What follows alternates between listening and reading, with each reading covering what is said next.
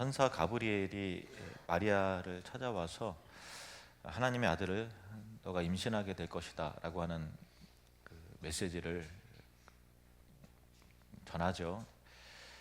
이것은 요셉과 약혼식을 치르고 아직 정식 결혼식을 올리지 않은 이 처녀 마리아의 입장에서는 매우 당혹스럽고 또 혼란스러운, 또 받아들이기 어려운 그런 내용이었습니다. 하지만 주의 여종이오니 말씀대로 내게 이루어지이다 하고 순종하는 모습을 우리는 지난 시간을 통해서 살펴보았죠. 천사가 떠나고 얼마 후 마리아는 정말 임신하게 되었습니다. 마리아는 천사가 친척 엘리사벳도 임신하게 되었다라는 것을 말해준 대로 자기 집을 떠나서 그 친척인 그 엘리사벳의 집을 찾아갔습니다. 오늘 본문 39절, 40절 말씀 보시면, 이때 마리아가 일어나 빨리 산골로 가서 유대 한 동네에 이르러 사가랴의 집에 들어가 엘리사벳에게 문안하니. 마리아가 살던 나사렛은 북쪽의 갈릴리 그 땅이었습니다. 엘리사벳이 사는 곳은 유다 산지 남쪽에 있습니다. 그러니까 마리아는 북쪽에 이스라엘 지형 보면 북쪽의 갈릴리 지역에 살고, 엘리사벳은 남쪽 헤브론 쪽이거든요. 그러니까 북쪽 갈릴리에서 남쪽 헤브론까지 엘리사벳을 찾아간 것입니다. 마리아가요. 엘리사벳은 마리아의 친척이었고 그녀의 남편은 사가랴라고 하는 경건한 제사장이었습니다. 그래서 늘도록 자식이 없었어요. 하지만 하나님은 이 경건한 부부에게 아들을 임신케 하여서 그 아들이 장차 세례자 요한이 되어서 예수 그리스도의 길을 준비하고 예비할 수 있도록 하는 그 사명을 부여하신 것이죠. 본문에서 마리아가 일어나 빨리 갔다라고 하는 표현은 그 즉각적인 순종의 표현일 수도 있고, 또 마리아가 그만큼 이 일이 당황스럽고 또 불안하며 그대로 정말 임신해서 배가 불러오는 이 상황이 그 자리에 가만히 거하지 못할 만큼 너무나 혼란스러운 상황이었음을 의미하는 것일 수도 있습니다. 두 곳의 거리는 110km 정도 떨어져 있는 거리인데 임신한 상태였기 때문에 아마 나흘 이상 걸어갔을 것입니다. 그리고 마리아는 아직 10대 중반의 소녀로서 그 멀고 위험한 여행길을 홀로 가는 것은 어려웠겠죠. 그래서 가족 중 누군가를 설득해서 아마 함께 동행했을 겁니다. 우리는 감당할 수 없는 어려운 일을 당했을 때 누구를 만나느냐가 참 중요합니다.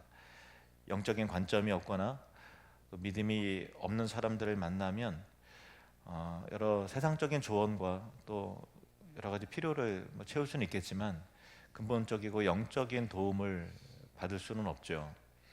그러나 신앙이 신실한 사람, 하나님을 경외하는 믿음의 사람을 만나면 그 사람을 통해서 하나님의 뜻을 깨닫게 되고 또 주님의 음성을 듣게 되며 믿음과 담대함을 얻게 됩니다.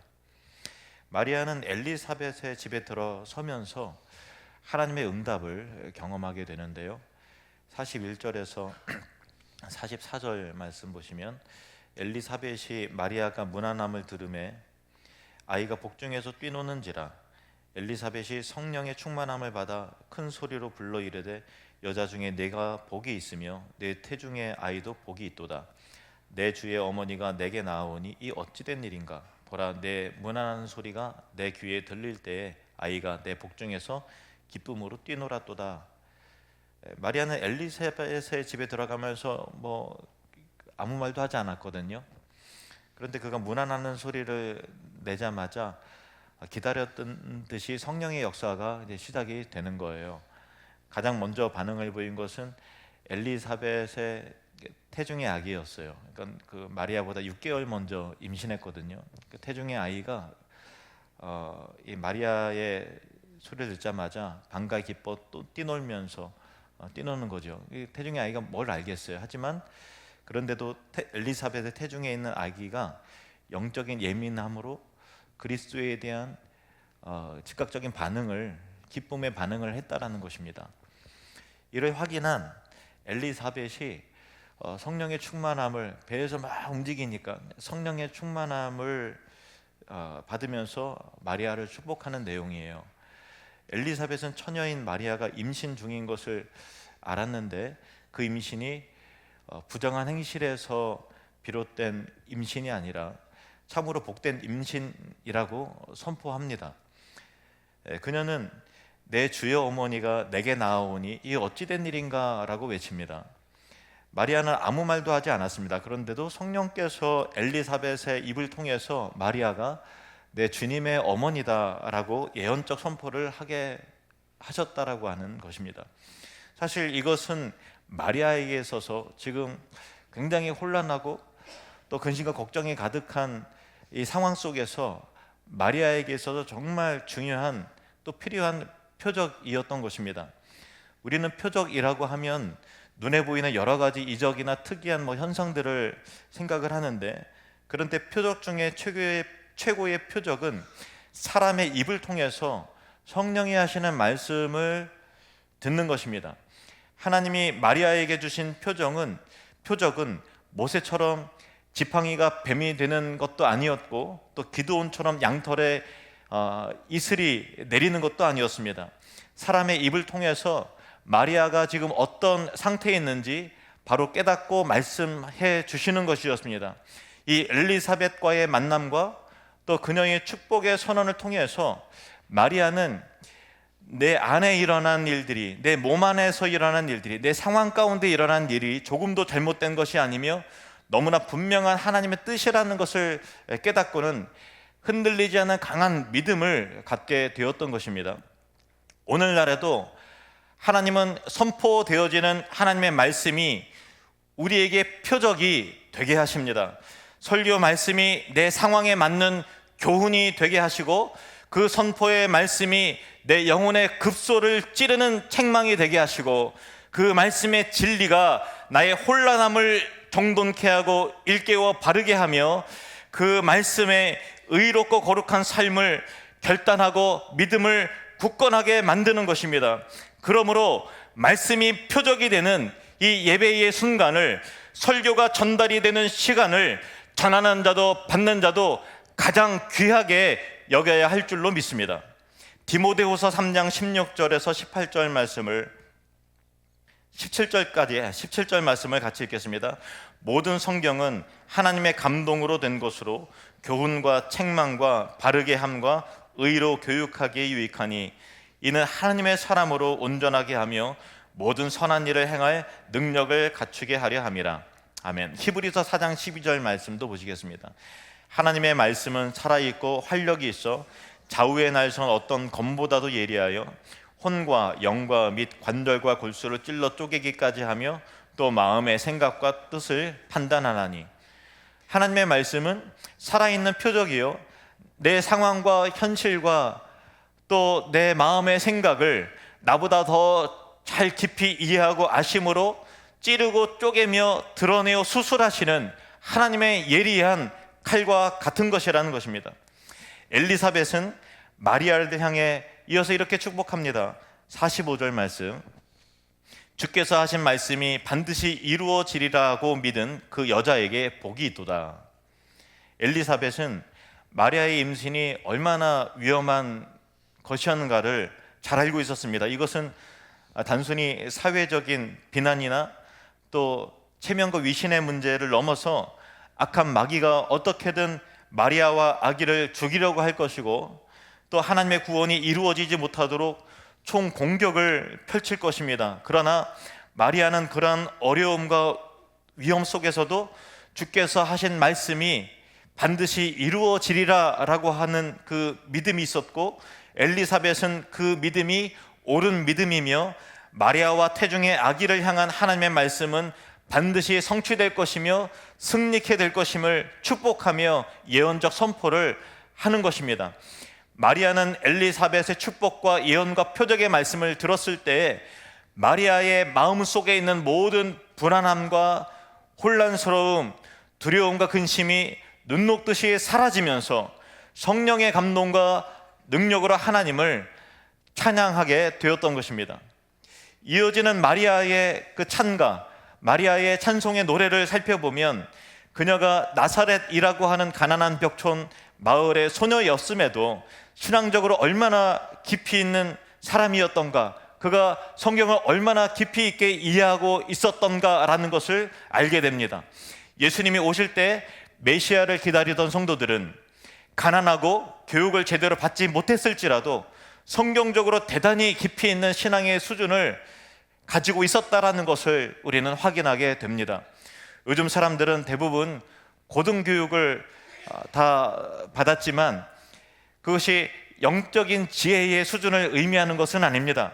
영적인 지혜와 성경적 지식은 학교도 제대로 나오지 못한 옛 어르신들과 믿음의 선배들을 따라가지 못하는 경우가 더 많이 있죠.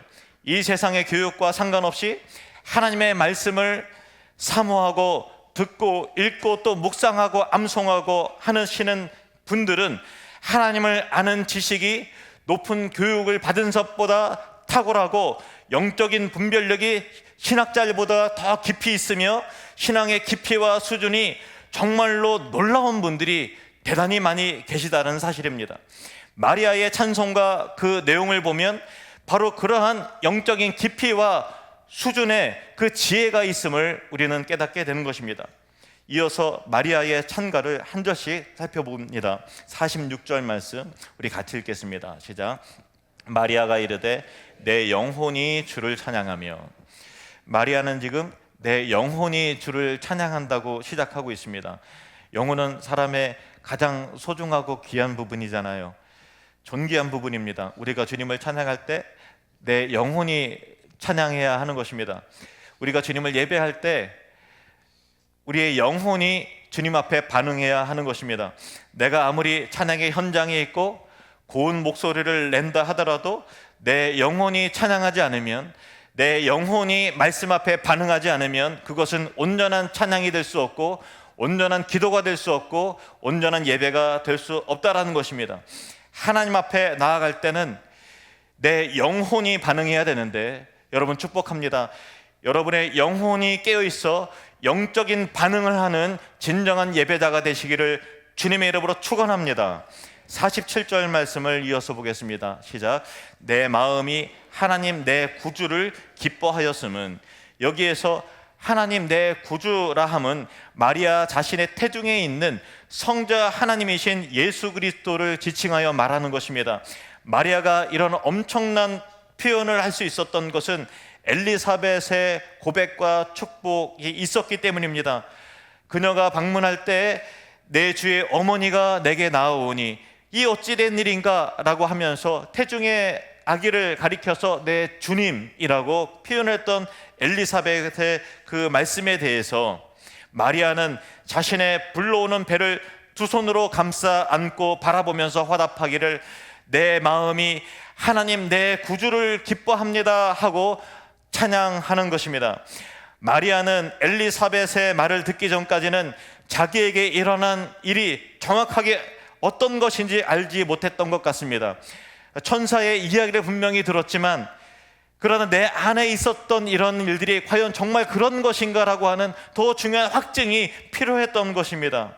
임신을 하기는 한 것 같은데 이것이 무엇인지 확신할 수 없고 무슨 큰 죄를 지은 것 같은 불안함과 두려운 생각이 들었을 것입니다.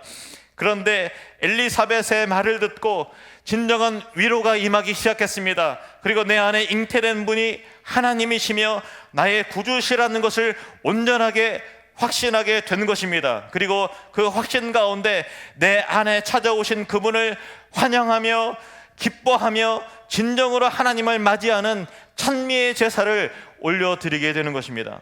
마리아는 육체적으로 성자 하나님을 태중에 모셨습니다. 우리는 하나님이 육체적으로 거하시는 것은, 우리 안에 거하시는 것은 물론 아니지만 내 몸 안에, 내 존재 안에, 내 영혼 안에 주님이 영적으로 분명히 거한다고 말씀하셨습니다. 요한복음 14장 16절에서 17절 말씀 우리 함께 읽겠습니다. 내가 아버지께 구하겠으니 그가 또 다른 보혜사를 너희에게 주사 영원토록 너희와 함께 있게 하리니 그는 진리의 영이라. 세상은 능히 그를 받지 못하나니 이는 그를 보지도 못하고 알지도 못함이라. 그러나 너희는 그를 아나니 그는 너희와 함께 거하시며 또 너희 속에 계시겠습니다. 성령 하나님께서 너희와 함께 거하시며 너희 속에, 너희 안에 계실 것이다 라는 약속의 말씀입니다. 성령 하나님께서 우리 안에 거하신다는 것을 성령의 내주하심이라고 말합니다. 고린도전서 6장 19절 말씀도 같이 읽겠습니다. 너희 몸은 너희가 하나님께로부터 받은 바 너희 가운데 계신 성령의 전인 줄을 알지 못하느냐. 너희는 너희 자신의 것이 아니라. 아멘. 마리아는 태중에 들어오신 성자 하나님을 기뻐하고 환영하며 찬양했듯이 우리도 주님을 믿고 영접하며 내 안에 들어오신 하나님을 환영하면서 결코 가벼운 사건으로 여겨서는 안 된다라는 것입니다. 물론 육체적으로 들어오신 것은 아니지만 내 안에 내주하심으로 나를 거룩한 성전 되게 하시고 나를 인도하시는 주님과 더불어서 살아간다라는 것은 너무나도 기이하고 영광스러운 일인 까닭에 여러분의 온 영혼과 몸을 경건한 하나님의 성전이 되도록 특별한 의식을 가지고 살아가는 것이 신자의 삶인 것입니다. 내 안에 들어오신 하나님을 영접하고 믿고 주님을 온전한 주권자로 인정하고 다스림을 날마다 받으면서 자기 자신을 성결하게 가꾸면서 살아가는 것이 신자의 진정한 믿음의 삶인 줄로 믿습니다. 요한복음 1장 12절 말씀을 읽겠습니다. 시작. 영접하는 자 곧 그 이름을 믿는 자들에게는 하나님의 자녀가 되는 권세를 주셨으니, 예수님을 믿는다는 것은 예수님을 영접하여 모신다는 것입니다. 영접한다는 것은 받아들이고 모신다라는 것인데, 예수님을 믿는다라고 하는 것은 어떤 대상을 단순히 신뢰하는 것뿐만 아니라 내 안에 찾아오신 그리스도, 지금 나와 더불어서 함께 하시는 주님을 내가 환영하고 영접합니다, 모십니다. 오셔서 나를 주관하시고 다스리소서라고 하는 믿음의 결단과 고백이 예수님을 영접하는 것인데, 여러분 축복합니다. 예수님을 영접하시는 놀라운 구원의 역사가 나타나시기를 주님의 이름으로 축원합니다. 그럴 때 하나님의 자녀가 되는 권세를 얻게 됩니다. 48절 말씀 함께 읽겠습니다. 그의 여종의 비천함을 돌보셨습니다. 보라, 이제 후로는 만세에 나를 복이 있다 일컬으리로다. 마리아는 여종의 비천함을 돌보셨다라고 고백을 합니다. 이것은 여러 가지 의미가 있을 겁니다. 자신의 출생과 또 출신과 배경이 참 미천하지만 자신의 택하신 것에 대한 감격과 감사의 마음, 그 감격과 그 택하심을 기뻐하는 그 감사의 마음이 그 표현이기도 할 것이고, 또 임신 후에 사방에서 바라보는 오해와 비난과 영적인 공격으로부터 고통스러워하고 위축되어 있었던 스스로의 상태를 비천함이라 표현한 것일 수도 있죠. 하지만 이제 하나님께서 자신의 비천함을 돌보셨으므로 내가 하나님 안에서 얼마나 귀하고 복된 존재인지를 깨닫게 되니 그 은혜와 그 축복과 그 얼마나 큰 복을 받은 자, 이런 것을 깨닫게 되었다라는 것이죠. 우리도 주님을 만나게 될 때 나의 비천함 가운데서 찾아오신 하나님의 선택하심과 구원하심을 기뻐하면서 이전에 몰랐던 내가 얼마나 존귀하고 전능하신 하나님의 나를 사랑하시는 그 기이한 사랑과 은혜가, 택하심의 은혜가 얼마나 큰 것인가를 깨닫게 되는 것입니다. 49절 말씀 같이 있습니다. 능하신 이가 큰 일을 내게 행하셨으니 그 이름이 거룩하시며. 능하신 이라는 표현은 전능하신 하나님이심을 말하는 거죠. 우리는 하나님이 전능하신 분이심을 믿어야 합니다. 우리는 전능하신 하나님이 도와주시지 않으면 아무리 될 것도 안 되고 반드시 길이 없다는 것을 알아야 합니다. 반대로 능하신 이가 길을 열어주시면 그 어떤 막힌 것도 열려지게 되는 역사가 나타나게 된 것입니다. 홍해가 갈라졌듯이 기이한 역사 가운데 요단강물이 말라서 그 위로 이스라엘 군대가 건너갔듯이 저와 여러분의 삶 가운데도 전능하신 하나님이 함께 하시는 까닭에 홍해가 갈라지는 역사, 요단강물이 멈춰서는 역사가 나타나기를 주님의 이름으로 축원합니다. 전능하신 이가 나에게 큰 일을 행하셨다는 것은 마리아에게 뿐만 아니라 우리 모든 하나님의 자녀들을 향한 약속의 말씀입니다. 스바냐 3장 17절 말씀을 우리 함께 믿음을 담아서 읽습니다. 너희 하나님 여호와가 너의 가운데 계시니 그는 구원을 베푸실 전능자이시라.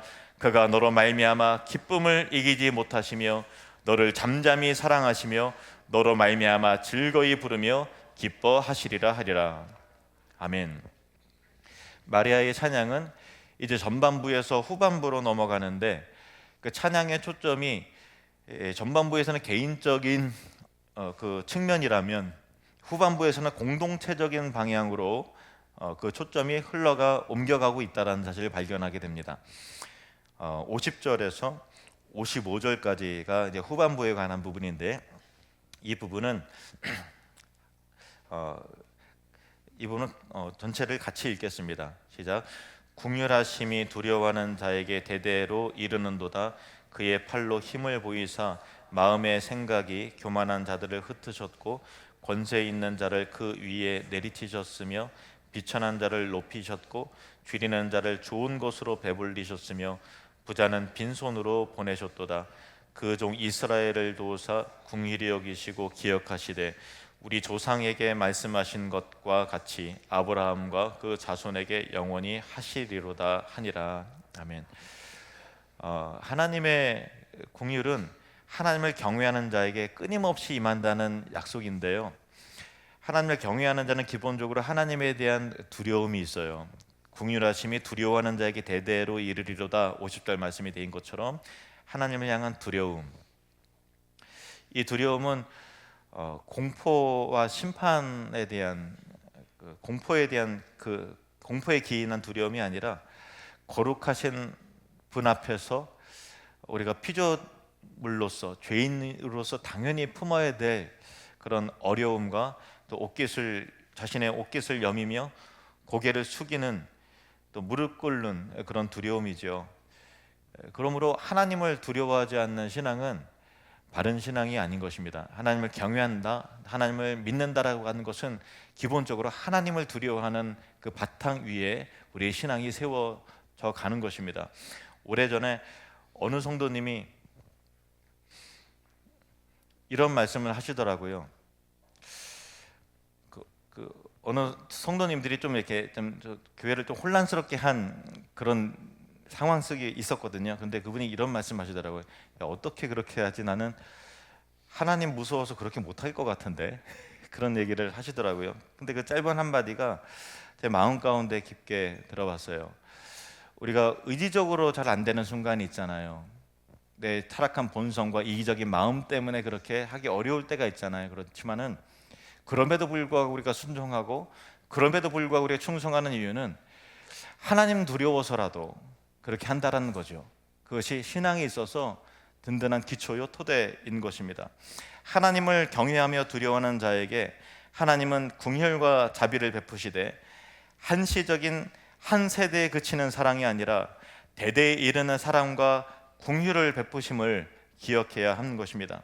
반면에 교만한 자들, 자신의 부와 능력과 힘을 뻐기는 자들, 다른 이들을 우습게 여기는 자들을 하나님 결국엔 흩으시고 내리쳐 고꾸라지게 만드신다는 것입니다. 하지만 비천하고 가난한 자들을 구원하여 높이시는 분이시라는 것을 마리아는 선포합니다. 이 모든 것이 그리스도의 탄생과 그의 구원의 성취로 말미암아 이루어질 내용입니다. 성탄절의 메시지는 기쁨과 감사의 메시지지만 이 세상의 흐름과 가치관을 대역전을 선포하는 메시지가 흐르고 있다는 것입니다. 높은 자와 교만한 자들을 흩어 낮추시고 비천하고 가난한 자를 구원하여 높이시는 대전환과 대역전의 사건이 예수 그리스도의 출생과 구원을 통해서 인류 가운데 일어나게 되는 것입니다. 그래서 예수님은 허름한 헛간에서 태어나시고 말 구유에 누이심으로 모든 가난하고 비천한 자들 가운데 그들 속 안에 들어오셔서 그들과 함께 지내시고 그들을 하나님의 자녀로 만드시고 하나님의 백성 되게 하심으로 구원해내는 것입니다. 반면에 왕궁에 거하며 좋은 옷을 입고 세상의 향락에 취한 자들과 교만한 마음으로 자신의 힘을 자랑하는 자들, 또 사람들을 업신여기는 자들, 하나님을 대적하는 자들을 심판하심으로 흩어 멸하시게 될 것이라고 그렇게 선포하는 것입니다. 엘리사벳의 집을 방문하여 그녀의 예언과 축복을 들은 마리아는 하나님의 아들을 임신한 이 엄청난 일에 대하여 불안하고 혼란스러웠던 마음에 참된 믿음과 평안과 확신을 갖게 되었고, 내 몸 안에, 육체 안에 들어오신 구주 하나님을 온 마음과 영혼으로 기뻐하고 찬양하였는데, 이 찬양은 개인적인 고백과 경험을 넘어서 공동체적인 구원으로 그 초점이 확장되었던 것입니다. 이제 세 가지 중요한 메시지로 결론적인 내용으로 말씀을 맺도록 하겠습니다. 첫 번째, 혼란스러울 때는 믿음의 사람을 만나십시오. 그의 입에서 나오는 교훈에 귀를 기울이시기 바랍니다. 특히 설교는 우리의 삶의 방향을 알려주고 내 인생의 깨달음과 통찰을 주는 중요한 표적이 된다는 것을 기억하시길 바랍니다. 두 번째, 내 안에 찾아오신 하나님을 나의 구주로 영접하고 내 영혼과 온 마음을 다해 기뻐하고 경배하고 찬양하는 삶을 살게 되시기를 바랍니다. 마리아가 내 안에 그리스도께서 찾아오셨을 때 임신했나 보다 하고서 그냥 살아가는 것이 아니라 결단하고 확신 얻으며 기뻐하고 찬양하고 비장한 마음으로 사명을 감당했듯이, 여러분의 영혼 안에 찾아오신 그리스도에 대하여 영접하고 기뻐하고 순종하면서 그분의 다스리심 가운데 살아가는 경건한 그리스도인들이 되시기를 바랍니다. 마지막 세 번째 교훈입니다. 마리아의 찬송이 개인적인 고백으로부터 공동체적인 메시지로 그 초점이 확대되었듯이, 여러분의 믿음과 기도와 고백이 개인적인 경험을 넘어서서 교회와 사회와 열방과 하나님 나라의 비전으로 확대되고 확장되시는 비전의 사람들이 되시기를 바랍니다. 좁은 하나님이 아니라 넓은 하나님을 믿으며, 반면에 그 크신 하나님이 비천한 나를 찾아와서 구원하시는 지극히 개인적인 아버지로서의 그 친밀함을 누리시는, 그래서 능하신 하나님께서 사랑의 하나님으로 나에게 인도하시고 나를 이끌어내시는 그 하나님을 신뢰함으로 나아가시는 성탄의 기쁨을, 성탄의 믿음을 회복하는 우리 모두가 되시기를 주님의 이름으로 축복합니다. 기도하겠습니다.